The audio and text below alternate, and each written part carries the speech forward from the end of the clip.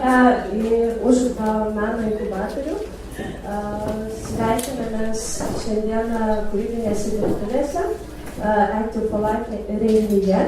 Galime sakyti išskirtinę vietą Vilniuje. Pirmo tokio tipo pastatą Lietuvoje, kuris būtent akcentuotas į meną ir kūrybinės veiklas. Prioritetinis sektorius būtent yra turizmas ir rekreacija, sveikatinimas ir trečio amžiaus universitetas. Tai unikalus ir išskirtinis renginys, kadangi jame apjungiamos skirtingos kartos, vyresnioji ir jaunesnioji, ir skatinamas jų idėjų generavimas bei plėtojimas. Kalbėti Makalius LT įkūrėjas Rimvydas Širvinskas. Jisai trumpai pristatys savo projektą ir tai, kaip ėjo link šios sėkmės istorijos. Tai sveiki visi. Nusišypsokit čia penktadienis. Valio.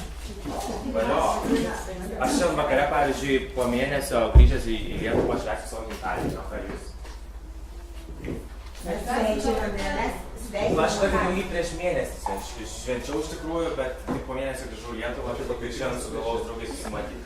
Tai mano vardas yra Rimvydas, kaip aš įstojau Vilniaus kolegiją turizmo viešbučio administravimą, kaip man sekėsi tenai studijuoti, kaip aš pikau ant dėstytojų ir panašiai.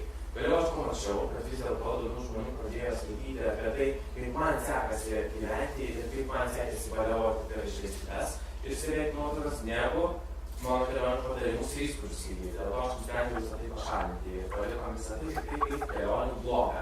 Buvo mažas kelionių blogas, iš pradžių turėjo 10.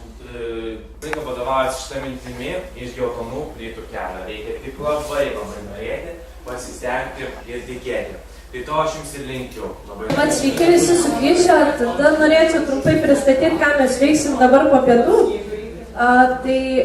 Saugios kaiminystės grupių asociacijos prezidentė Laura Mažytė pristatys Business Canvas modelį ir tuo pačiu atidarysim kūrybinės dirbtuvės. Trumpą filmuką apie patį verslo modelį. An organization's business model.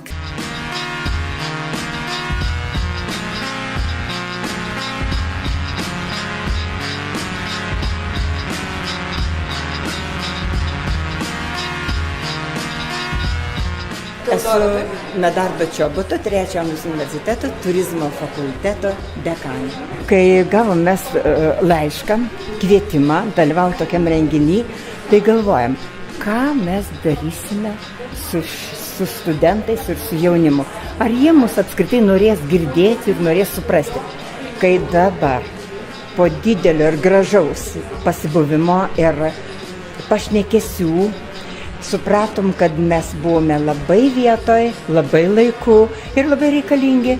Mes seniorai, trečio amžiaus universitetas, galvojam, kad jeigu ateityje pavyktų mums kartu bendradarbiauti, rašyti projektus, kurti planus, tartis dėl vienų ar kitų idėjų ar minčių įgyvendinimo, mes kalnus nuversim. Labai jums ačiū. Ir jums. Sėkmės. Vardas būtų Artūras. Taip, Artūrai. Tai aš noriu tavęs paklausti, kaip tau renginys? Super, gera nuotaika ir geros patalpos įdomios ir organizacija pati viskas iš tikrųjų labai gerai, kokybiška. Tu jautiesi gerai šitam renginį? Komfortiškai kaip namie. O ką manai, ar šitas renginys galėtų vykti toliau, ta prasme turėti kažkokį teisinį? Priklauso nuo organizacijos, tačiau mano nuomonė tikrai galėtų. Tikrai. Galėtų, ne? Taip, nuolat galim būtų kokias nors naujas idėjas realizuoti. Ir tu manai, kad renginys pasisekęs? Tikrai pasisekęs? Taip, žinoma, labai. Tai gerai, ačiū tau už atsakymą. Nieko.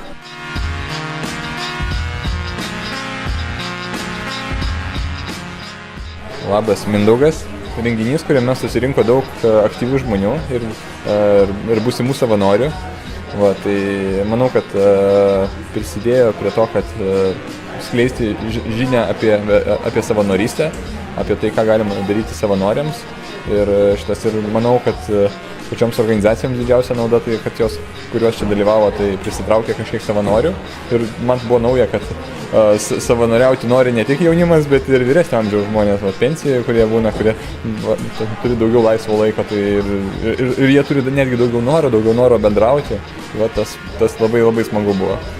Tu manai, kad šitas renginys kaip ir pasisekęs, taip? Man jis labai patiko. Labai patiko? Jo, aš iš tikrųjų tikėjausi, kad susirink žmonės, pabus ir kažkokia tai, taip įsiskirstys, bet pirma dalis buvo superinė, dabar kai visi dirba su tais business kanvasais, irgi matau, kad iš to kažkas išsivystys daugiau. Tai matau, kaip Lina bučiuoja močiutę. Ir šitas matau, kad bučinėjau, jeigu bučiuojasi, tai gerai. Bendradarbiavimas ilgalaikis. Labai tau ačiū. Jo, gerai, ačiū tau.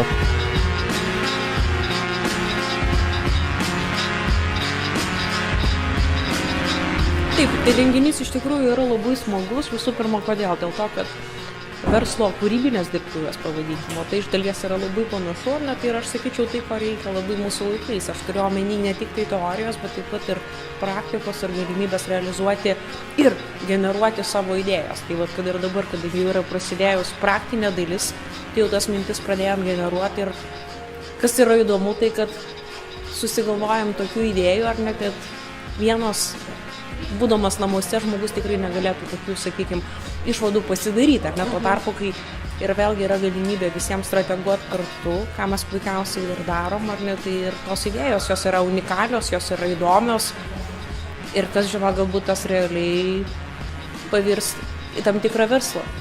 O ką manai apie jaunimo ir galbūt vyresnių žmonių bendradarbiavimą? Tai čia ir vėlgi galbūt, kodėl sakiau, kad yra įdomios idėjos. Dėl to, kad dažniausiai, jeigu mes ir strateguojam, tai kad ir duodam, kadangi pati dėstytojauju, ar neduodam galimybę studentams pastrateguoti, pageneruoti idėjas įvairiausias. Tuo tarpu jie neturi tos galimybės strateguoti kartu su žmonėmis, kurie turi daugiau patirties, turi kitos patirties, ar ne, ir mąsto kitaip. Tuo tarpu čia ir vėlgi yra ta kaip tik unikali galimybė ir aš sakyčiau, dėl to rezultatas, tai yra būtent mintis, yra unikalesnė dėl ko? Dėl to, kad jie tinka plačiai visuomeniai. Tiek jaunimui, tiek, sakykime, senyvo amžiaus žmonėms. Ir, sakykime, ir vėlgi, tai turbūt kalbant apie socialiai atsakingą visuomenę, tai yra tai, ko mums reikia ir tai, ko mes siekiam visi. Tikiuosi. Taip. Tai ačiū tau už tai.